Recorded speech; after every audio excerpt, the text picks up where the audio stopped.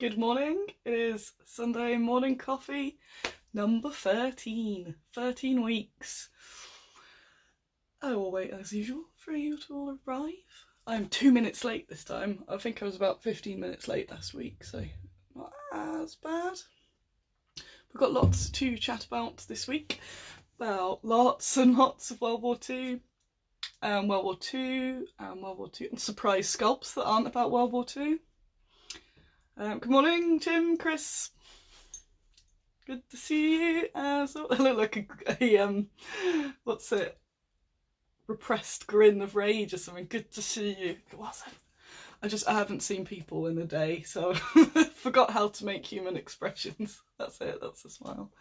Morning, everybody who's come along. Woohoo! Good to see you. Even though I can't see you, it'd be nice if they were little, but I can see your little profile pictures anyway.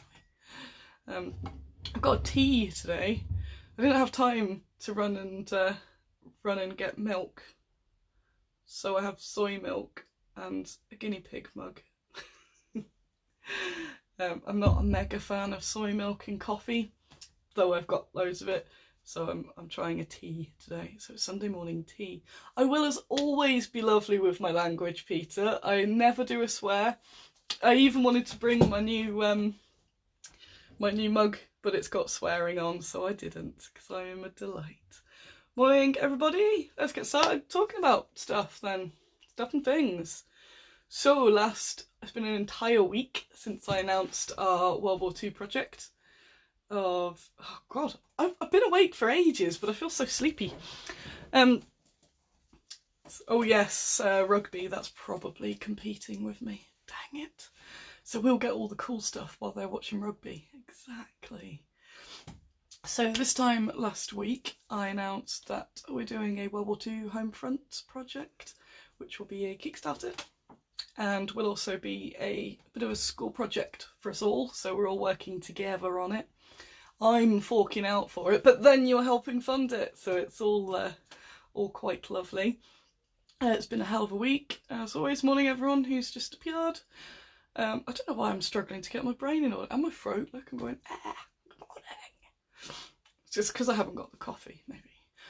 So yes, we're doing this mega World War II project. Homefront. I'm sticking to Homefront because there's so much to do, and it's already struggling to choose what to do. So if we stick to a theme, it's okay if I don't do the thing you want in this Kickstarter. It doesn't mean it's never ever happening. There is a humongous list, and I think I mentioned last week that I wasn't originally going to do the World War II Kickstarter now, but I was so enthused about it that I've gone, nope, everything else I'm going to do this one. So yes, really brain is detached. I'm also playing with a little baggie for some reason. There it is.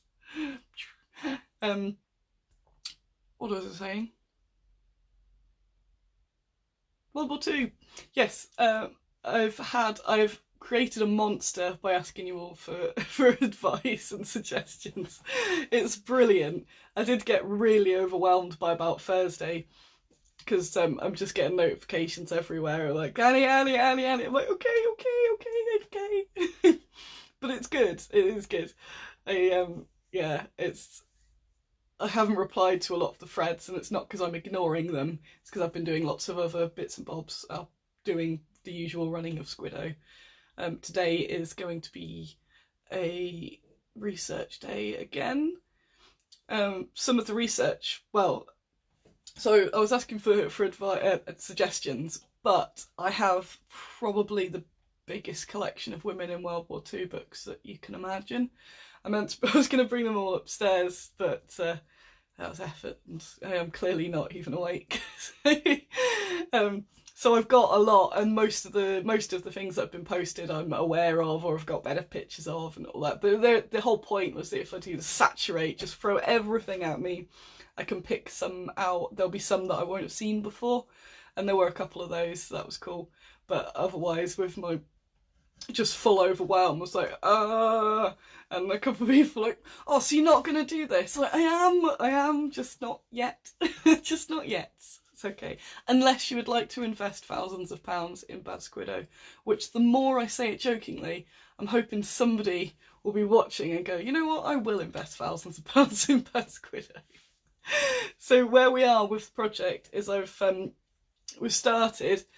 I'm a few steps ahead of the sculptor, so I've just got to he's got plenty to get on with basically, and then I'm sort of preparing the next load of sculpts, and then as he's catching up. So what I have more than enough of now, please stop sending me them. What I have is loads of references and ideas, but it's the specifics which is actually the hard work, not quite as fun, but also is. So for example, if you say, do some WAF, like, yes, but what are the WAF doing? What pack size are they? What will the RRP be?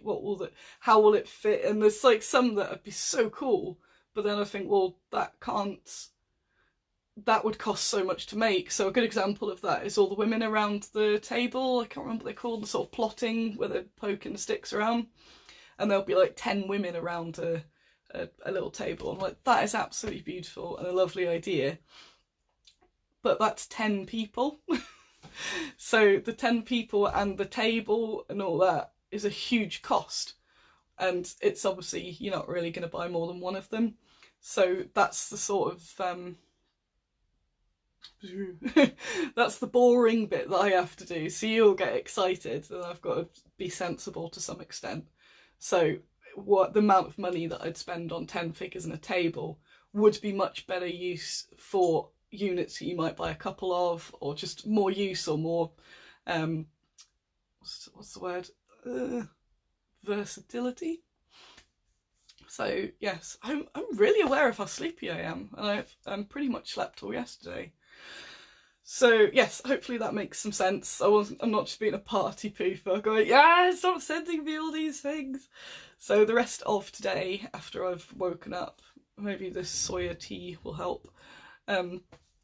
Yeah, once I've woken up, then I will be carrying on with more of that. So I've got all the sort of like the starter points there, and now I'm going more in depth with each bit. So it's like I've got almost like an internet mood board. I can't remember if I said last time, I've got a group on Facebook with Alan, who's the main sculptor, and it's just me and him. And I just put, we've just got various folders, and we just chuck all the information relevant to something in there. So even when there's a really strict brief, there's also, see this folder for some general ideas. So it might be something in there that's just ticked a little bit of inspiration. And so I've got all those built. So yeah, now what is the use? What are people going to buy these for? What are people going to use them? Can they be used as background civilians and units? That's why I was asking about the lumberjills and the axes, because I'm doing them with axes. And I'm also, so far we've got a few with axes and a few in that sort of like teamwork, pushing the saw across. Hello everyone! But then I was thinking, you know, if in a game you'd need maybe a unit of 4 or something, and I've got 3 axe women, shall I do another? All that sort of making them as viable as possible and as tempting as possible, because they are all going to be beautiful figures. But it's I want to make sure that you've got a reason. You've got a reason to buy them. Of course, there's no need to have a reason, but you know what I mean. So there's a use there that you go, oh, that would be brilliant for such and such, rather than, oh, I'll just buy it, although that is also fine. I randomly went off on one, I did not go off on one. I went off on a tangent following the discovery of this book, which is in back to front, but it's West Indian Women at War, British Racism in World War II. Is quite a niche book in my niche book collection. And I was doing one of my sort of skim through loads of books because I can't read all of them, and I ended up spending the entire evening, I can't remember what day it was, reading the entire book cover to cover, because it's absolutely fascinating. Of all the information and research I've done, I felt this book was so in-depth and interesting, and also it didn't stick entirely to the subject as well. So it went to sort of Black American GIs, generally the start of how of women women in Britain being employed into the services, and I didn't actually know about the initial struggle there. And I found that particular book was just as exciting and it was depressing as hell, but exciting as from a research perspective as when I read the first really good book when I was researching the Soviets, because you find your preconceptions are changed. So at the start, because I was thinking I'd like to include some non-white women in this, because I can't be all you know, let's do the forgotten people in war, just the white ones. But I didn't know anything about it, so that's why I kind of stumbled across these books.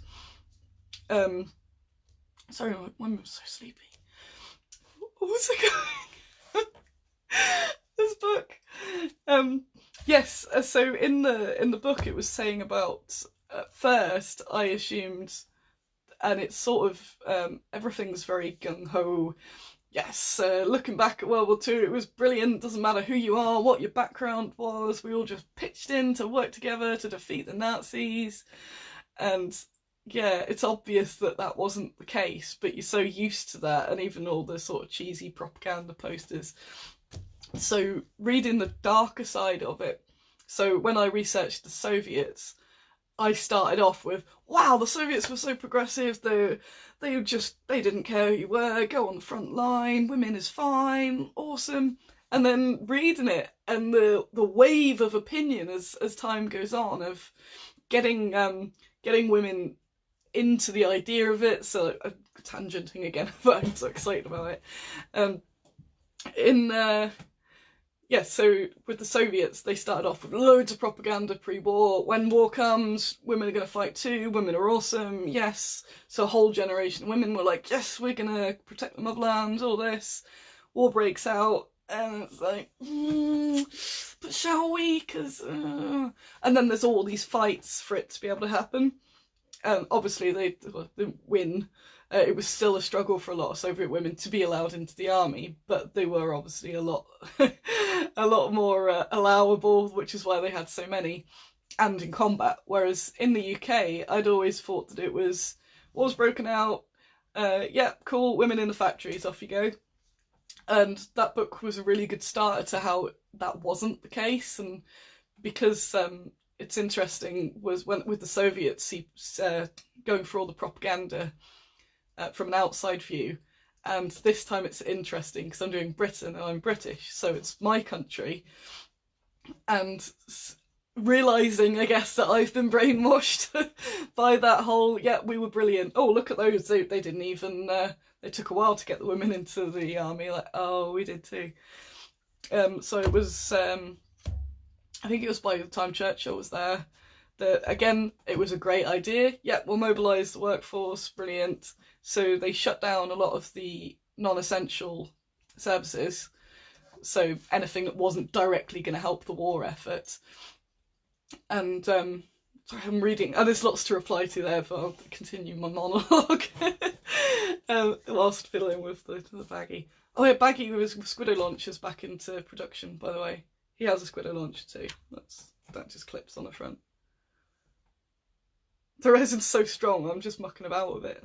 But yes, so they shut down loads and loads of industries, which you would expect, and they made 350,000 women unemployed, and then they didn't rehire them for ages, which is not in the hooray World War II. It was exactly the same as the Soviets. It's like, when it actually comes to it, yeah, but can we put women in jobs? Because it was a nice idea, but so there were loads of unemployed women, and loads of unemployed women that really wanted to join the war effort, because maybe their partners were off fighting or doing home front work here, and they weren't allowed. Like, we really want to help the war effort, but no.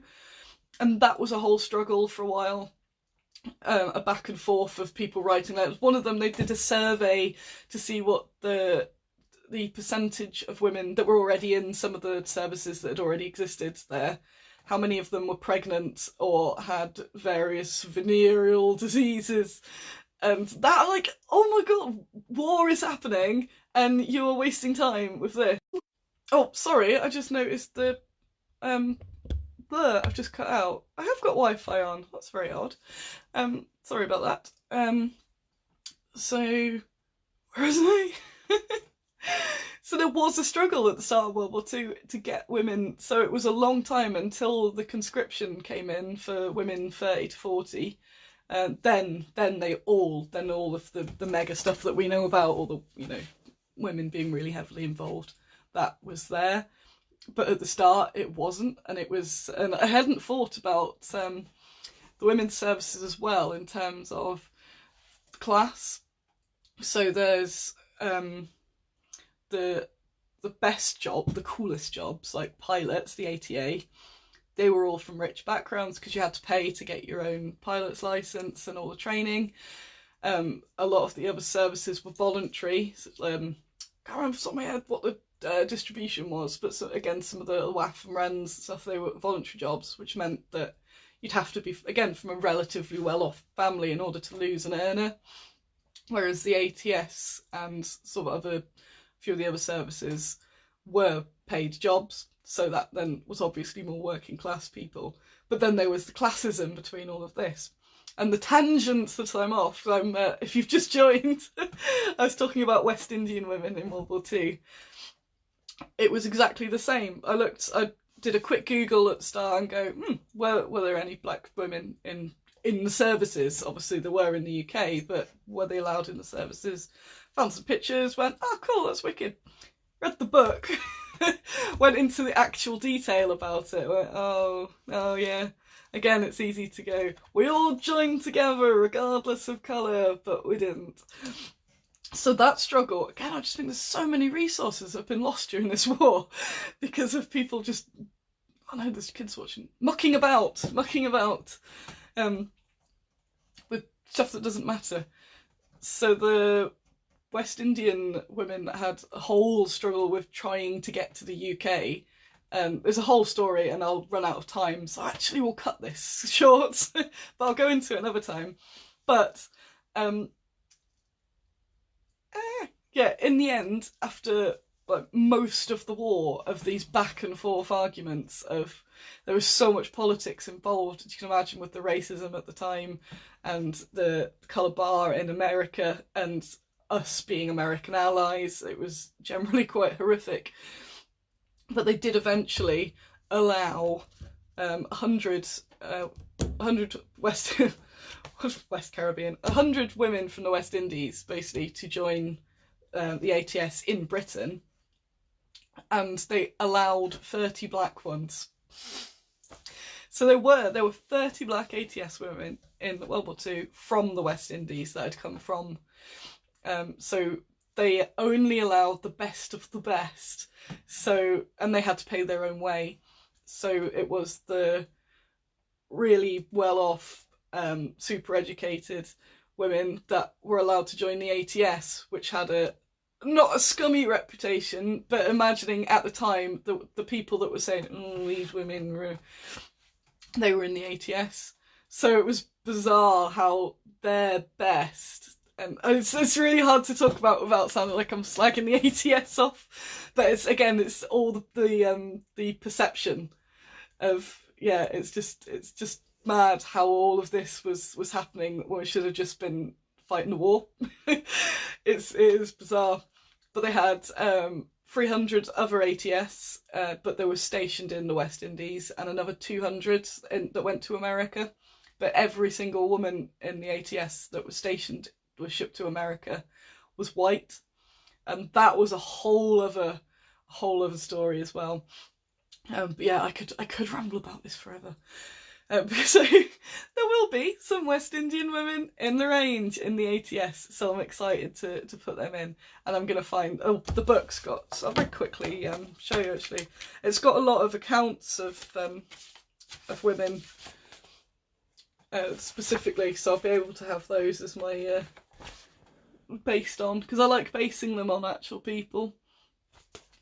There's also the book afterwards, so that because that was all about people from the West Indies, there was a whole other book. It's at the office at the moment, I think, about just general anyone not white in the UK at the time too, and how they were, whether they were allowed into some of the services. So I found some cool pictures of black evacuees. Like, you don't see that on the history. When you watch the TV shows or anything, it's entirely white. So I'm really interested to put them in, and I'm always about putting stuff in appropriately, where it fits, because you get all those people going, well, you just shoehorn in what you like, and this was in the 1940s. Like, yes, it was. Believe it or not, the UK has not been purely white probably ever. So to be able to educate people, and hopefully you are listening and you haven't zoned off to watch the rugby. We've got Lillian Barder, who I'm going to make a mini of as well. She was British born and with a West Indian father. She ended up in the WAF, but she was in I can't remember what it's called, the NAFI beforehand, and got expelled from the NAFI when they found out that she was black. Yeah, so it's bizarre. It's one of those, you're not surprised, but hoped it would be better. So I can't remember what night I read that. I'd gone from people were like, how are you doing, Annie? I'm like, oh, that's awful. I was getting my super excitement. Yeah, yay, Britannia, and then read the book and went, we're the baddies. We're the baddies. I'm going to have a sip of this tea and see what you've just been writing as I've been monologuing.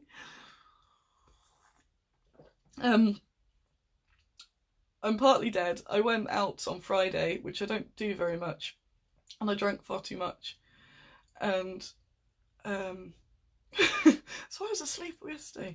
But yeah, I think the people that were there on Friday got these sort of monologues, but from drunk me. It's terrible.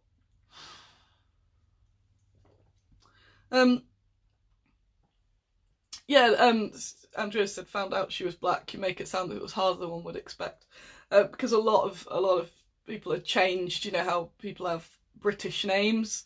So the reason the ATS, I'm doing it again, the reason they even allowed black West Indian women into the ATS was because they had got, a lady had applied, I haven't got a name off the top of my head, she'd been accepted, and she'd got quite far into the application and approved into the process. And then I think it was when she went for the medical, they went, oh.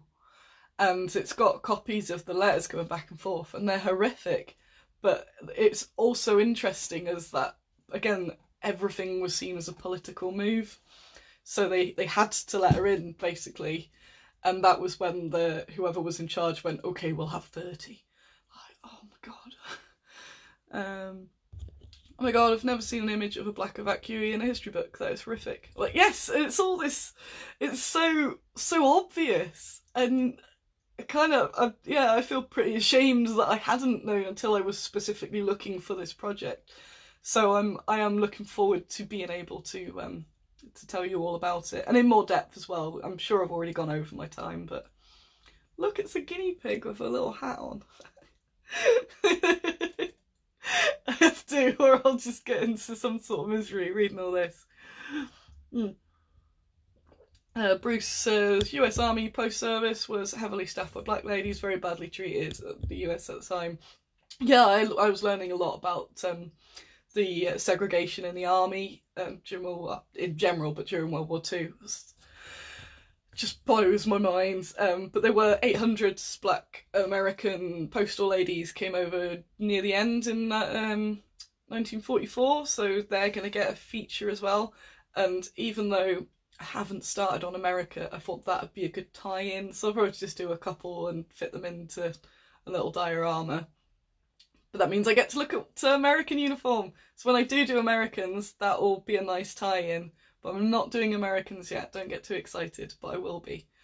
I could tell you now, don't tell anyone, after this project, maybe more Soviets, but the next theatre I'm going to is Germany.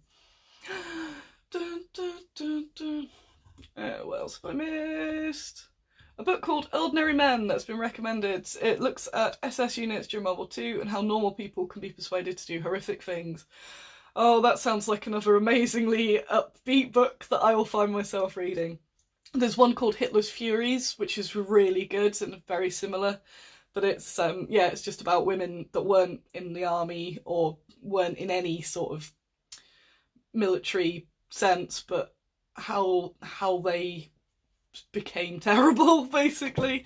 So it wasn't the you know, those sort of SS guards that you see. It was sort of just housewives and things like that randomly decided to start committing horrific acts of cruelty on Jewish children and things like that. And it's interesting. They're obviously grim reads, but it's horrible when you can sort of identify parallels, because I don't want to get too political, but times are a bit grim here at the moment, and when you can see how things lead up to full awful, and then you look at maybe now and think, oh, is this...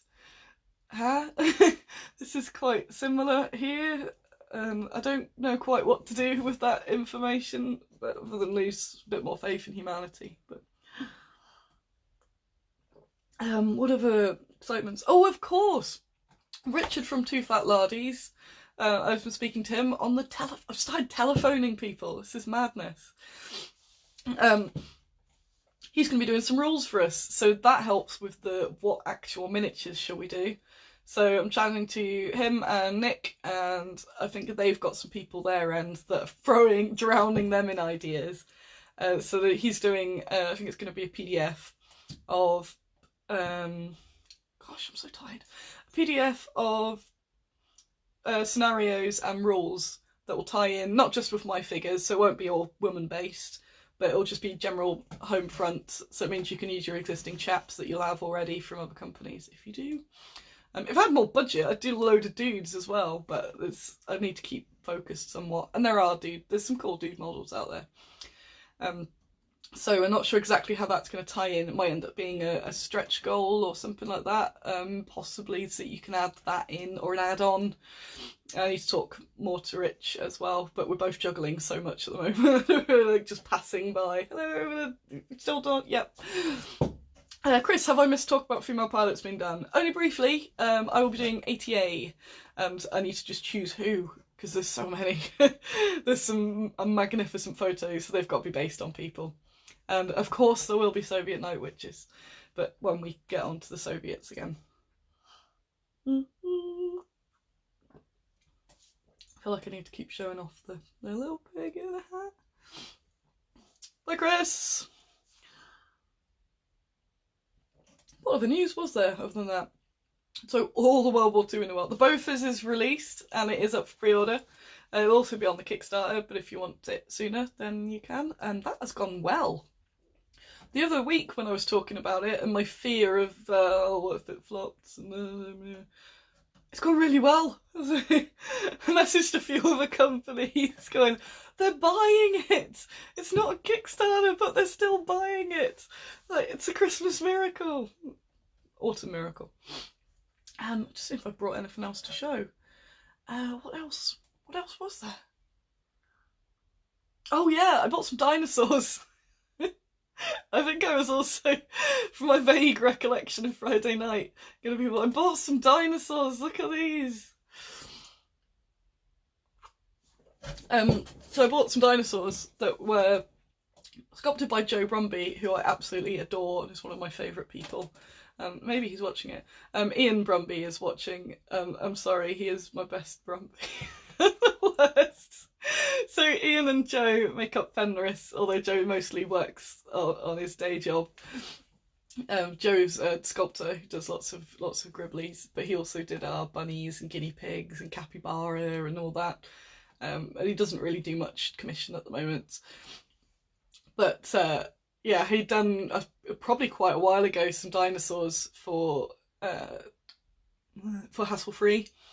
And sometimes sculpts end up sort of rotating around companies as soon as I buy them, and people go, "I've bought these sculpts, what am I going to do with them?"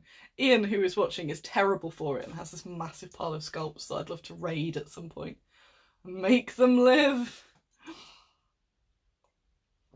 So he'd sold Hassle-Free had sold these dinosaurs to another company that I then realised they weren't going to use them. And I was just about leaving on Friday and went, yeah, I'll take the dinosaurs. Yeah. So I'm not as good as, I'm sure there are dinosaur fanatics here. So I'll ask Joe what specific dinosaurs they are, because I know there are people, but what are they? But they're people rideable size. So yeah, when we go to Germany, why do Nazis ride dinosaurs? Why don't other people ride dinosaurs? I might be tempted to put some Amazons on dinosaurs. That'd look cool. Any suggestions of stuff that can ride the dinosaurs? I'll release them.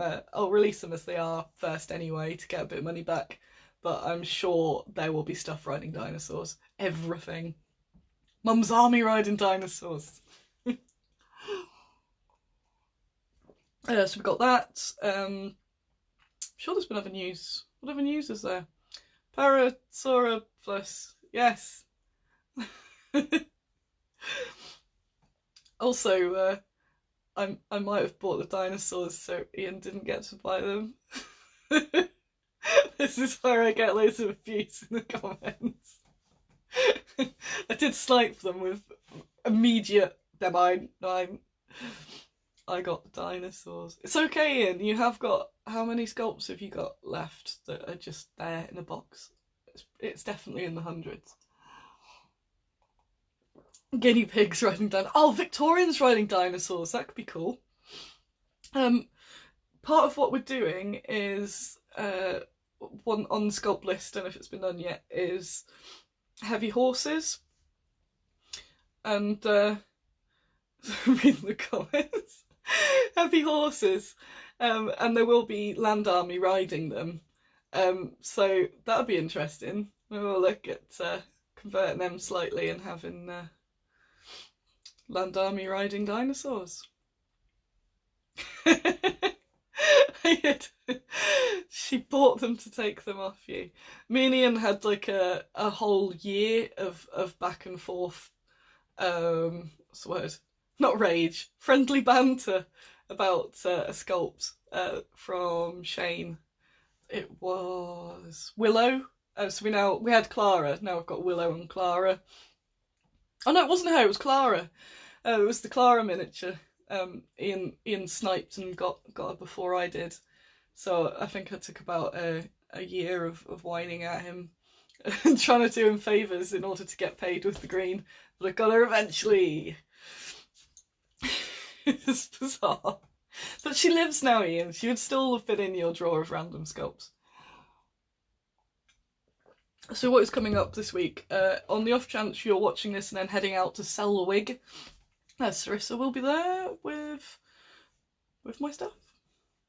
I met with Sarissa as well last week. I don't know where time's going at the moment. It's going a bit scary.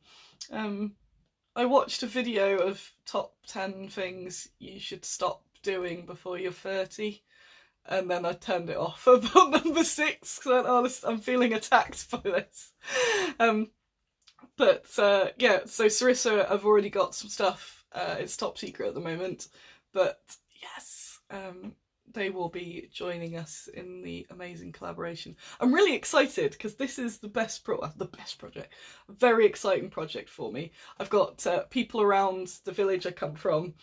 I've got them all asking around to try and find some photographs from the 40s then, because the village I grew up in is pretty much all land army women that sort of moved there for the land army, ended up meeting their partners there and settled down.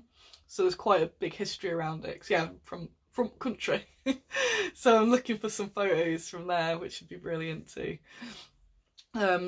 Yes, so to do this project, which I'm really excited about, and with the backing of Sarissa and Two Fat Lardies, is so cool.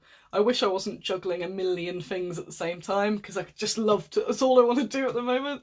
Like, I can't do boring, normal day-to-day, paperwork, tax, all that stuff. I just see what I've missed there and there.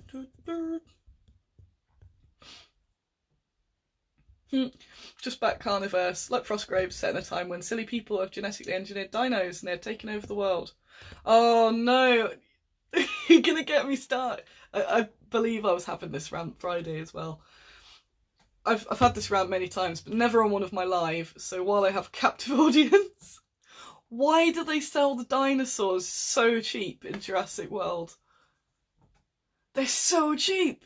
And the genetically modified dinosaur is so cheap! They're selling them at a loss, and it bothers me. It bothers me so much. And I still haven't found any answer to this, other than I don't know. It just, yeah, it's still bothering me. It was quite a few months ago that I saw it. I'm trying to think other work updates. So I do feel sleepy. Yeah, I'm getting old. I went out Friday and it's now Sunday and I'm still not all with it. I gate crashed a GW leaving party. Hello, I'm Bad Squiddo. Oh, Wales won at the sports, was it? That's why the numbers have gone up now. You've all come back. Anything else in particular you want to mention? I'm sure I've gone over the thingy. The dinos, I'm not sure yet. They're on metal moulds. They'll probably stay in metal. But we'll see. So Chris is sending them to Louis, the sculpts, and he's got production moulds already. So I'll be interested to see what Louis makes of that. Dinosaurs in biplanes. What else? I'm sure I'm way over time. I'm sure there was something really cool I was going to talk about as well as World War II, but Amazons. Sorry. My sculptor sent me some random Amazons, and they're so good. They're so good. Nobody's seen them yet. So when I get the first sculpts back from Alan for the World War II, they can share a master mould, and they can get put out for some release. We've got some more of those sort of like fantasy villager civilians, but with ulterior alternative types. There's like a beer lady with kind of a barrel beer and a cheese and stuff like that. But also some new characters, some new really nice Amazon characters. So yes, they'll be out. Warfare is the next show. Thanks for that, Bruce. Yeah, get pre-orders in for Warfare. Gonna have some cool stuff there. Crisis, I'll very skim over. I will not be at Crisis. There's this thing our country's doing, and I'm not even going to mention it, because everyone will go. It rhymes with Nexit. So, I've been watching, obviously it's really important as a business and as a small business with not much bounce room for stuff, just to see how that's going. So that's been distracting me quite a bit too. But I will not be at Crisis, and I am, well, this is awful to say, I'm glad I'm not, but I still really, if you want to go and if you're a trader, I really urge you to go, because they've put so much work into it. So we're looking at the comments. Yeah, the Crisis guys and ladies need supporting because they're the best. So if you can go, you totally should go. Just me personally, as a one-person business, and there's already all this new paperwork. Got to go through paperwork, but paperwork that might not be relevant and then might be a waste of time. And if I had that on my plate as well, I'd probably just be crying in a heap. So I'm glad that I've got a bit of extra brain to work on the World War IIs. So yes, I believe, what is the time? I believe I've gone over. I've even drank the tea. You should chop me the time and then I'll probably head off. I'm hoping I haven't got a migraine starting as well. That'd be just what I need. Do you think there's any particular thing to look out for next week on Squiddo? Oh yeah, Fiasco next weekend, which I said I'd go to. So I need to talk to Sarissa about that, just to check the what's the word? Check what's happening with it, what the plans are. So I assume I will still be at Fiasco. I just need to see when they're doing, what they're doing, and if I've got anywhere to stay. And I was like, oh yeah, I need to sort those actual logistics out. So hopefully I'll see you all at Fiasco. I might, if I am, I will bring like a display bofas or something. Oh yes, do you remember, that was another thing. Remember how that was the issue? Oh, is Chris Woffenden still here? Remember that? It's been fixed, and they will be arriving with me either tomorrow or Tuesday, I can't remember. So the fixed up bits, which means we can start churning, slowly creating the wonders of our resin bofas. Thank you again for all the lovely words about it. It's a beast. It's been a beast of a project for me, and I haven't even sculpted it. It's been a long project, and it's cost loads of money.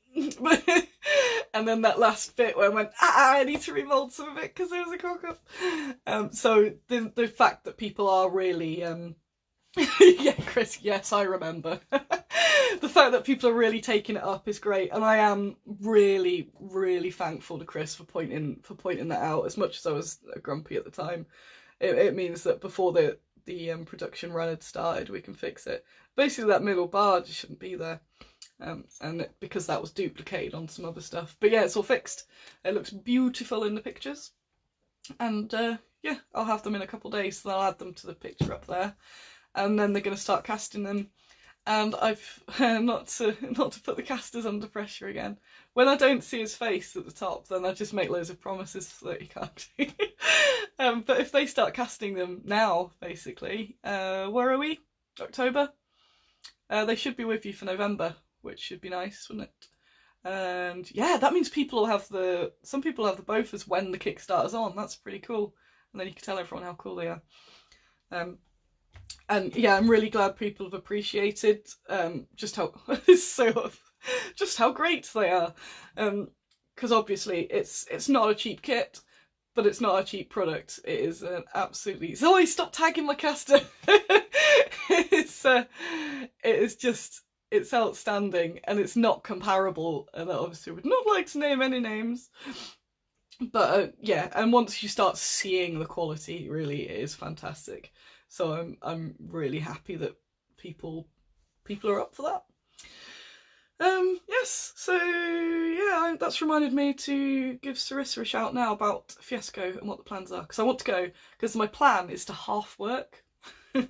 So work on the stand at the busy morning bit, and then I run away and look around the museum. And maybe even see some of you. Might even be able to have a coffee with some of you if you're interested. That'd be cool. I'd be live. Is that Fiasco Saturday or Sunday? Can't remember. Or a weekend. Thank you very much. Sorry I don't have more actual stuff to show you, but I should have brought my completed bofas, but I did not. Thanks for coming along, as always. It has been a pleasure, and again, keep an eye out on all the websites. I'm probably okay to not have 8 million more photos. I mean, unless you really think this is a what is it? The brain. Unless you think it's a really rare photo that nobody's ever seen. Oh, that could be interesting then if it's on a Sunday. We could do a live Sunday morning live from Fiasco. It depends what the connection's like and stuff, I guess. That could be quite fun. I like the idea of that. Because then I can leave Dave being really busy on the stand while I swan off with the camera. That'd be quite funny. Alrighty, thank you all. See you about on the internets, and sweet. Goodbye!